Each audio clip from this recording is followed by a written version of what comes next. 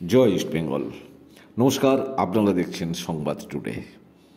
2023 সাল শেষ হতে আর মাত্র কয়েকদিন, এরপরই নতুন ইংরেজি বছর 2024। আর 2024 মানে প্রথম মাস জানুয়ারি, আর এই জানুয়ারিতেই আইএসএলের উইন্টার উইন্ডো হবে ট্রান্সফার। আর আপনারা এই ট্রান্সফার উইন্ডোতে ইস্টবেঙ্গল নিয়ে অনেক কিছু স্বপ্ন দেখছেন, অনেক আশা করছেন, শুনছেন অমুক প্লেয়ার আসবে, তমুক প্লেয়ার আসবে, যার হয়তো কিছুটা ঠিক হতে পারে, আবার অনেকটাই তো রিউমার্স। তবে এই উইন্টার উইন্ডোতে ইস্টবেঙ্গল নিজেদের দলের ফাঁক ফোকর ভরতে সর্বশক্তি নিয়ে ঝাঁপাতে সিদ্ধান্ত নিয়েছে। এবারের ইস্টবেঙ্গলে তাহলে কারা আসছে?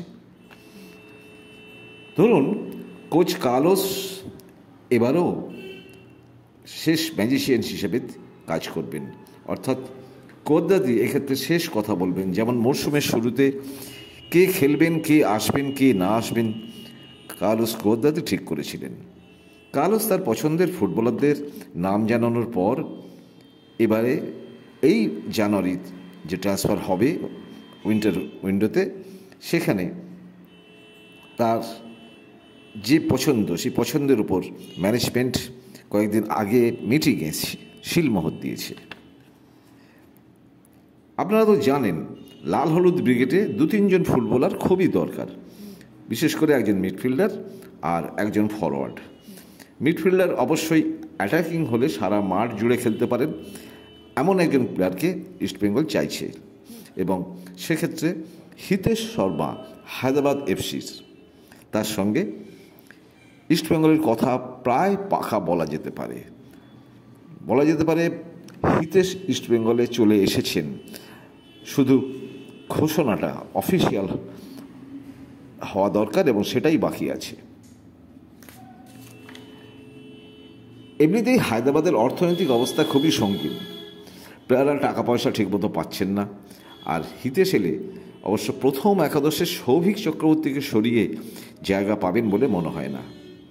তবে সৌভিকের যদি চোট আঘাত হয়, এমনটা না হয় প্রত্যাশা করা ভালো, বা যদি লাল কার্ড বা কার্ড সমস্যা থাকে, হলুদ কার্ড, লাল কার্ড, সেক্ষেত্রে হিতেশ হয়তো দলে ঢুকে পড়তে পারেন প্রথম একাদশে সাময়িকভাবে। এছাড়া ক্রেসপো বোরহাদের সরিয়ে হিতেশের খেলা ভাবাই যায় না।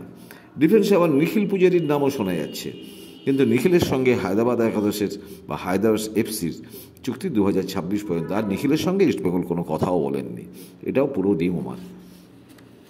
অন্যদিকে সূত্রের খবর, ইস্টবেঙ্গল থেকে স্প্যানিশ ফুটবলার সিভিওরিও টোরু নাকি রিলিজ চেয়েছেন, এবং রিলিজ চেয়েছেন আরেকজন ভারতীয় ফুটবলার। নামটা এখন জানাতে পারছি না আপনাদের, যদি পরে সময় সুযোগ আসে তাহলে অবশ্যই জানিয়ে দেবো। সিভিওরিওর কথা বলি, 8-9টা ম্যাচ খেলেছে, কিন্তু তার কোনো গোল নেই, অ্যাসিস্টও নেই।